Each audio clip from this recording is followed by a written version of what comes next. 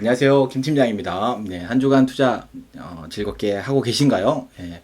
지금 시장이 그래도 간단하게 상승하고 있는 시장으로 보여요. 근데 지금 금요일 종가는 하락했지만 대략적으로 바닥은 좀 다지고 있지 않나, 적어도. 바닥을 이제 찍고 언제까지 하락할 거야? 다음에도 하락할 거야? 우크라이나 전쟁이 나서 우리는 투자를 어떻게 해야 되나? 얼마나 더 안 좋은 악재들이 쏟아질까? 이런 이야기들을 하다가, 그런 생각을 해요. 코로나19가 발생했을 때 우리는 엄청 두려워했죠. 그렇지만 그게 6개월이 지나고 1년이 지나고 또 2년이 지나고 이렇게 되면서부터 무뎌지고 또 실제로도 그런 이슈들에 대해서 인간이 잘 대응을 해 나가고 이렇게 됐죠. 인간은 참 대응을 잘 하는 그런 동물인 것 같아요. 그렇게 지나오면서 그걸 좀 이기고 극복하겠다라고 생각했는데 우크라이나하고 러시아가 전쟁을 한 거죠. 그러니까 새로운 악재가 나온 거죠. 새로운 이슈가 나오고. 그럼으로 인해서 주식이 충격을 받고 하락을 했죠.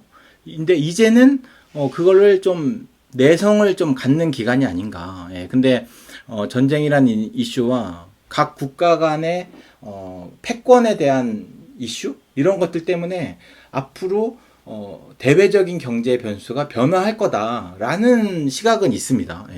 세상은 항상 변화하고 순환한다고 봐요. 언제나 영원한 1등은 없고 영원한 꼴찌도 없다. 누구나 노력을 하고 변화하려고 한다고 하면 세상은 변할 것이다. 이렇게 생각하니까 앞으로도 새로운 세상이 옵니다. 그거는 오늘과 내일이 다른 거랑 똑같은 것 같아요. 그게 어떤 방향으로 갈 거냐는 항상 시간이 지나봐야 명확하게 그런 때를 알 수 있다라고 생각합니다. 물론 지정학적인 뉴스, 지정학적인 이슈, 그리고 경제적인 이슈, 그리고 앞으로 있을 일정 이런 것들에 대해서는 저보다 더 전문가 분들이 영상에서 많이 나오니까 저는 네이버에 뉴스를 클릭하면 많이 본 뉴스를 봐요. 여기 보면 별의별 뉴스들이 다 있죠. 싸이월드 출시됐다고 하네요. 여러분들 싸이월드 하시나요? 저는 싸이월드를 안 했어요. 저 싸이월드 나왔을 때 좀 오래돼가지고. 요런 많이 본 뉴스들을 위주로 봅니다. 사람들이 많이 본 뉴스고, 많이 본 이슈들에 대해서 시장은 어떻게 변하나라는 것을 알고 싶기 때문에, 알려고, 그런 경험을 쌓으려고 보는데, 이런 많이 본 뉴스 중에서 제가 눈에 띄게 좀 봤던 뉴스에 대해서 이야기를 해보려고 합니다. 요거죠. 한화 운용 우주항공 테마 ETF가 출시됐다고 합니다. 솔직히 저는 우주항공에 대해서 나로 발사하면서 알게 됐어요. 나로 이렇게 로켓 쏜다고 하면서. 그때 제가 나로 우주센터 전망대까지 가서 봤는데, 2차 발사할 때 봤는데, 2차 발사 실패하더라고요. 그러니까 실패가 아니라 발사를 안 했어요. 중단했어요. 그때 이제 우주에 관련된 관심이 막 오더라고요. 그래서 국내 기업 중에 한국우주항공이라는 기업을 알게 되고, 그리고 한화에어로스페이스 이런 우주에 관련된 기업들을 알게 됐는데, 국내에 우주에 관련된 ETF가 없어요. 지금도. 그런 ETF가 없어가지고 어떻게 투자를 하나 하면서, 어디죠? 스페이스X, 테슬라가 스페이스X에서 미사일 쏘고 다시 미사일이란다?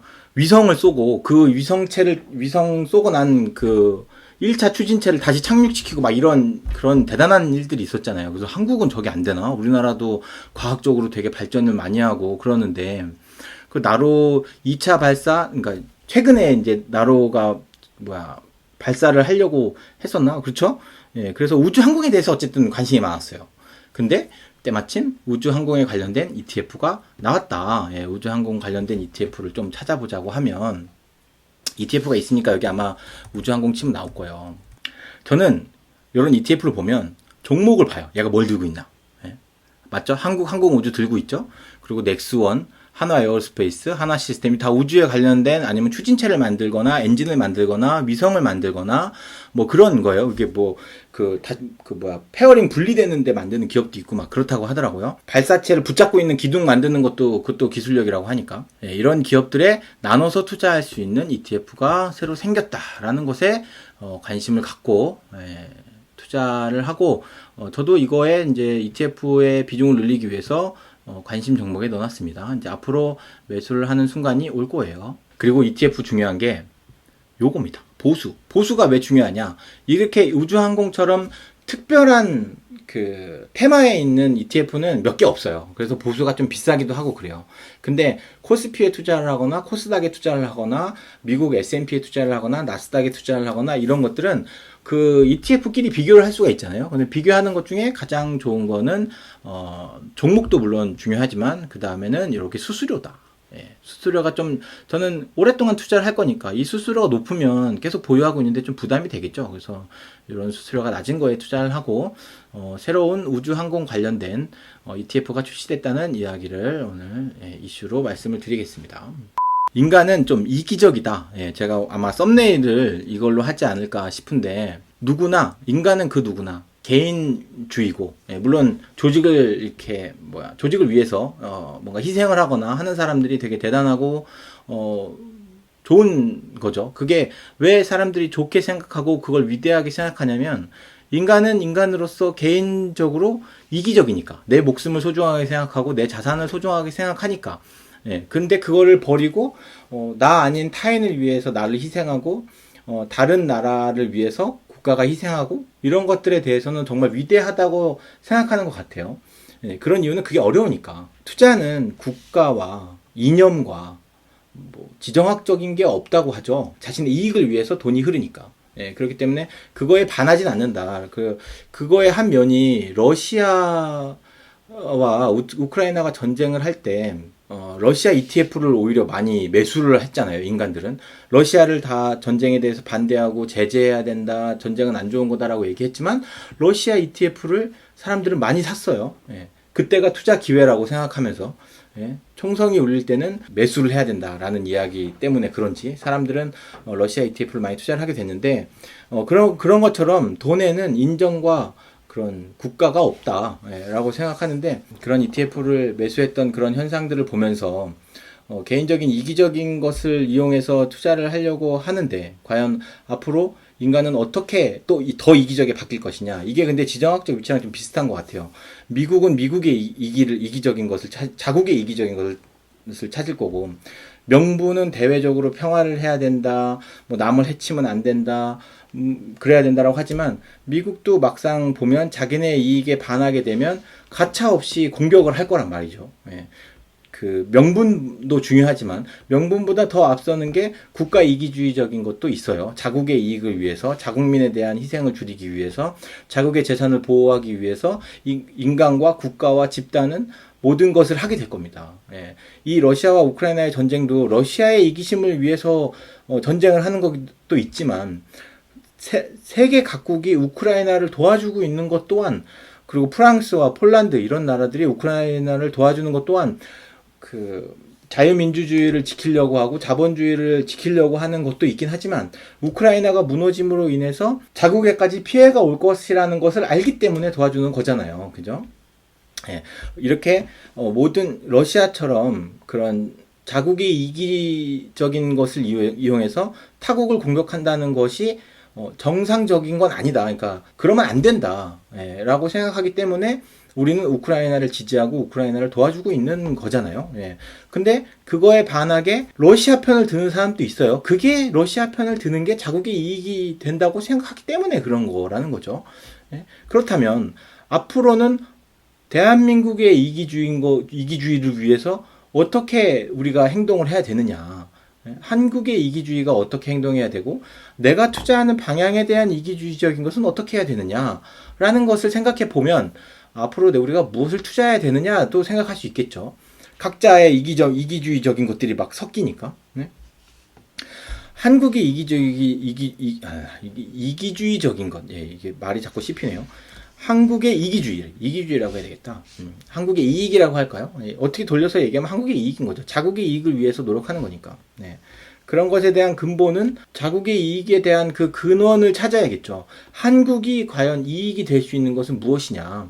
한국은 갖고 있는 게 없어요. 그 지하 자원도 없고 자국에서 만들어 갖고 팔 수 있는 건 서비스죠, 서비스. 기름이 나는 것도 아니고 뭐 광산이 있어서 금이 잔뜩 나는 것도 아니고 뭐 다이아몬드가 나는 것도 아니고.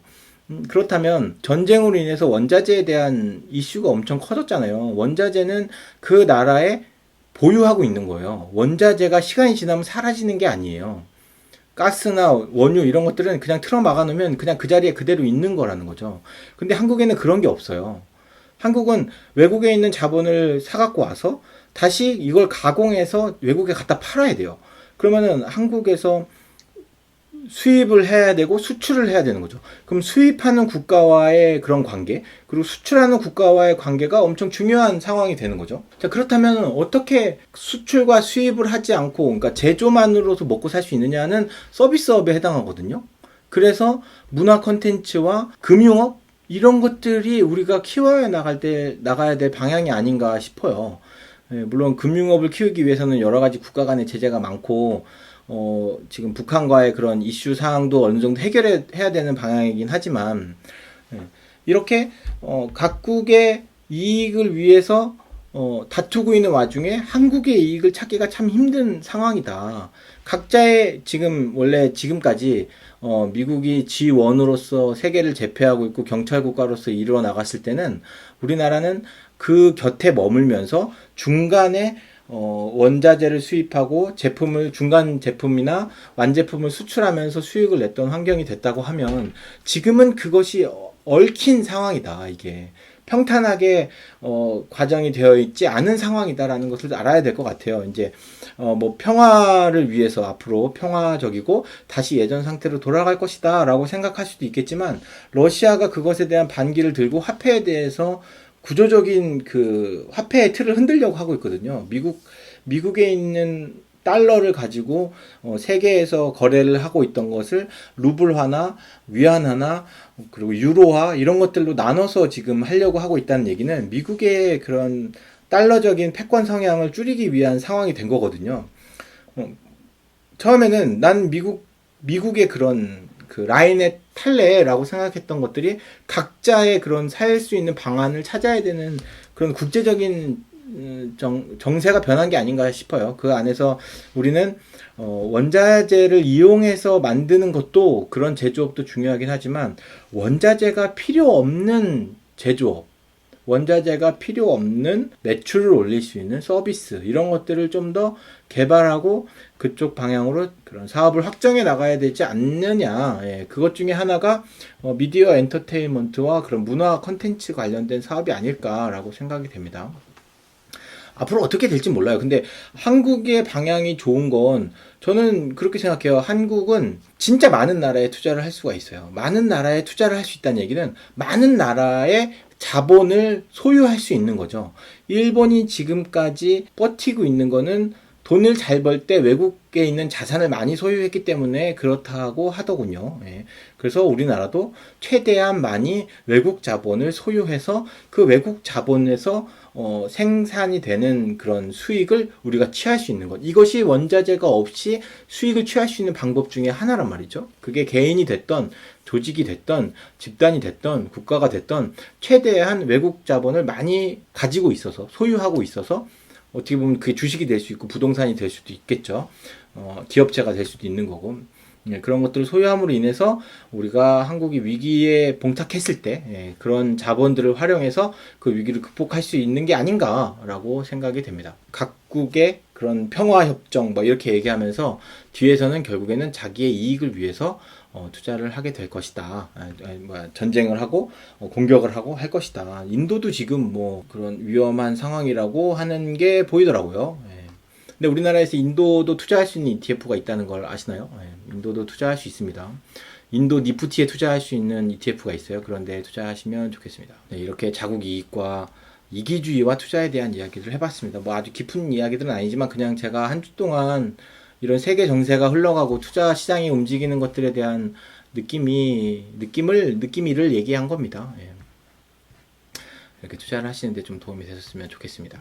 자, 이제 다음은 이제 한 주간의 매매 기록입니다. 매수는 유로스탁 50, 독일 닥스 지수, 그 다음에 차이나 과창판, FN 골프테마, 리츠 부동산 인프라, 이지스 레지던트 리츠 종목을 매수하였고요. 매도는 WTI 원유 선물, 금속 선물, 농수산 선물, JYP 엔터테인먼트, KT, K탐 리츠, 한국 항공우주를 매도하였습니다. 보면 대부분 매도한 종목들은 상승을 하고 수익을 냈던 종목일 거고요.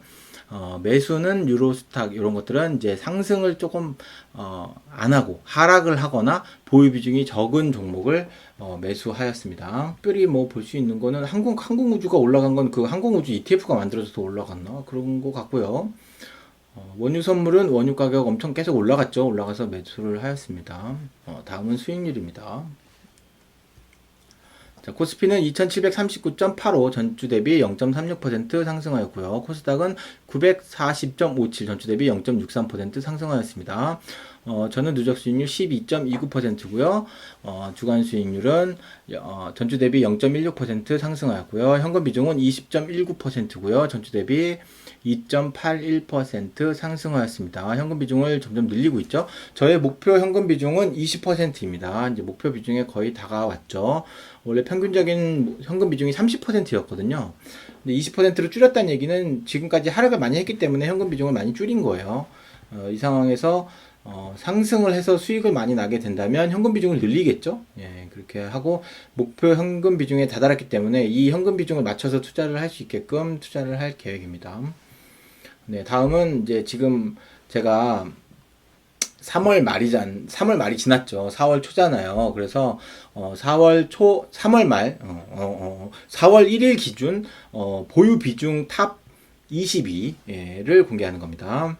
4월 1일 기준 보유 비중은 KTNG, TOA홀딩스, 쭈쭈쭈, 한국기업평가, 팔라듐 선물 인버스, 한국자산신탁, 러시아, 현대산업개발, WTI 원유선물 인버스, 차이나, LS 듀오백, 코스닥 150, 5대 그룹주, 미디어 엔터테인먼트, 코스닥 150 바이오테크, 헬스케어, 의료기기, ESG 우수기업, 신흥국 MSCI, 200 경기 소비재 종목이 이제 그 투자 비중 순서대로고요. 여기 투자 비중을 보게 되면 KTNG가 가장 많은 비중으로 들고 있긴 한데 얘가 1.5%가 안 됩니다. 이거는 1.5%라는 기준은 내가 투자를 하고 있는 금액 중에 1.5%라는 거예요. 그러면은 내가 갖고 있는 현금까지 따지면 1.4%가 안 될 거라는 이야기죠. 그만큼 제가 150 종목을 보유하고 있으니까 그걸 대부분 다 쪼개갖고 투자를 했을 거 아니에요.